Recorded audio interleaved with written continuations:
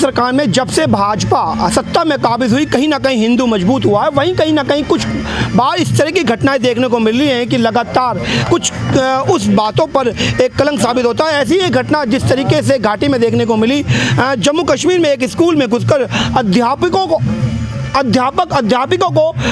चुनकर उनकी आईडी को चेक करके गोलियों से भून दिया गया। मेरे साथ विश्व हिंदू परिषद से मुकेश खांडेकर जी हैं। एक बार बात कर लेता हूं कि किस तरीके से, देखिए ये नाम है विश्व हिंदू परिषद, और किस तरीके से पहले इस घटना को देखते हैं और क्या इसका संविधान आप समझते हैं?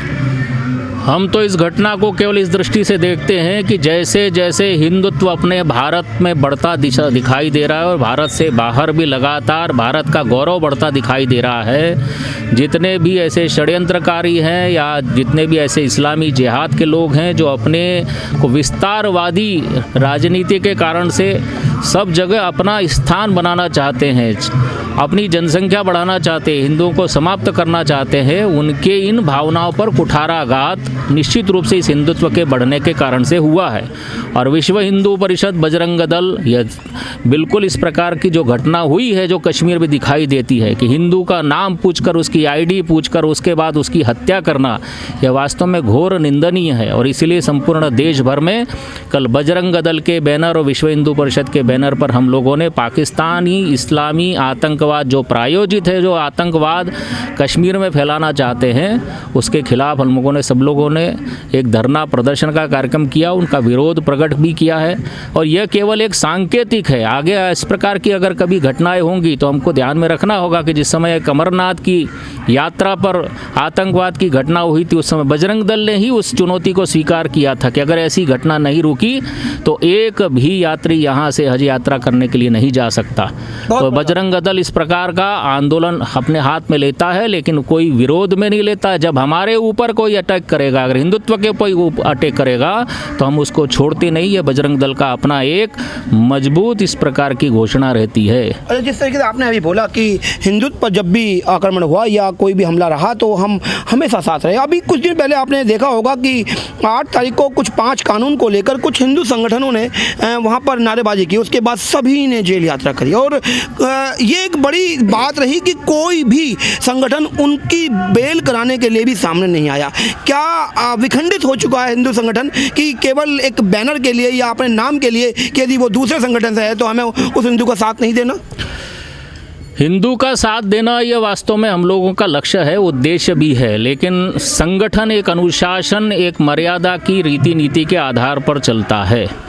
तो जिस संगठन के हम सब कार्यकर्ता है, उस संगठन के अंतर्गत हम सब लोग निर्णय लेकर ये काम करते हैं कि कौन से काम को करना और किस काम के साथ हमको साथ देना।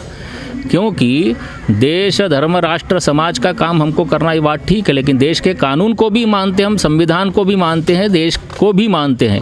इसलिए संविधान के विरुद्ध अगर कुछ होगा तो उसमें हम सोच समझ कर ही हाथ डालते हैं, ये हमारा निर्णय रहता है। जो यही बात जो आपने बोली कहीं ना कहीं विखंडित नहीं है कि जिस तरह से आपने अभी बोला कि हज यात्रा को रोक दिया जाएगा, तो ये भी संविधान के विपरीत ही बात हो गई। तो बहुत सारी बातें हैं कि बजरंग दल तो हमेशा उन बातों को लिए चुनौतीपूर्ण रहा है या ये कहें चर्चाओं में रहा है, जो बातें ही कुछ ऐसी रही हैं कि जो संविधान से विपरीत रही हैं। तो उस समय में कि हमें यहाँ नहीं देखना है और हमें यहाँ देखना है, तो कैसे आप उसको हम केवल इतना मानते हैं कि जब तक शक्ति का प्रगटीकरण प्रदर्शन नहीं होगा तब तक सामने वाला बात सुनता नहीं है, और शक्ति का प्रगटीकरण संपूर्ण हिंदू समाज एक साथ खड़ा होना चाहिए। तो मैं वही कह रहा हूँ कि जितने भी संगठन हैं उनके लिए एक बड़ा सम्मेलन नहीं होना चाहिए, बिल्कुल होना चाहिए। एक साथ एकजुट होकर यदि सब साथ आएंगे तो शायद एक बड़ा ललकार होगा। बिल्कुल होगा। तो इसके लिए हम लोग सब प्रयत्न कर रहे हैं, क्योंकि जग नहीं सुनता कभी दुर्बल जनों का शांति प्रवचन, सिर झुकाता है उसे जो कर सके रिपुमान मर्दन,